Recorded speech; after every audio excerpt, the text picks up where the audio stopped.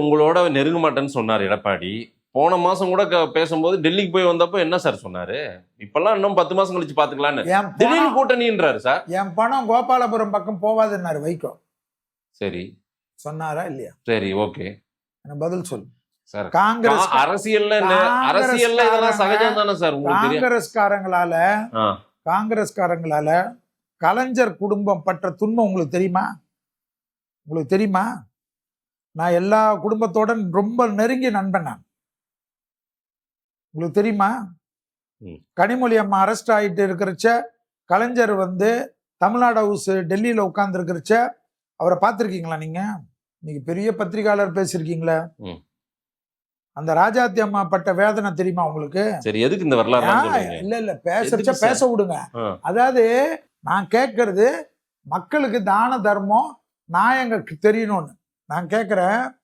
2Gன்னு ஒரு வழக்கு சார். இன்னைக்கு அவங்க எல்லாம் உறவா இருக்காங்க சார். நீங்க பேசுறதுக்கு பதில் சொல்லுங்க சார். இன்னைக்கு நீங்க அதை விட மோசமா பண்றீங்க அப்படின்றாரு. 2Gன்னு ஒரு வழக்கு. சரி, அந்த சமயத்துல சுப்ரீம் கோர்ட் உடனே என்ன பண்ணுவாங்க காங்கிரஸ்காரங்க? அது சுப்ரீம் கோர்ட்டுடைய கைடன்ஸ்ல நடந்ததுன்னு வாங்க. சுப்ரீம் கோர்ட்ல கைடன்ஸ் இருந்தாலும் ஆத்தன்டிக் ஏஜென்ட் யாரு? சிபிஐ பண்ணாங்க. சிபிஐ பண்ணி ஒரு ஃபைலை ரிப்போர்ட் பண்ணி கொடுக்குறாங்க. கொடுக்கறச்ச அதுல எந்த இதுவும் இல்லைன்னு ரெக்கவரி இல்லைன்னு வருது. ரெக்கவரி இல்லைன்னு வருது. அதுல 1,76,000 கோடின்னு இருக்குது. ஆனா இல்லைன்னு வருது.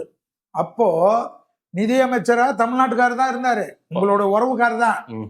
புரியுதுங்களா? அவருக்கு எல்லா ரிப்போர்ட்டும் படிச்சிருப்பார்ல.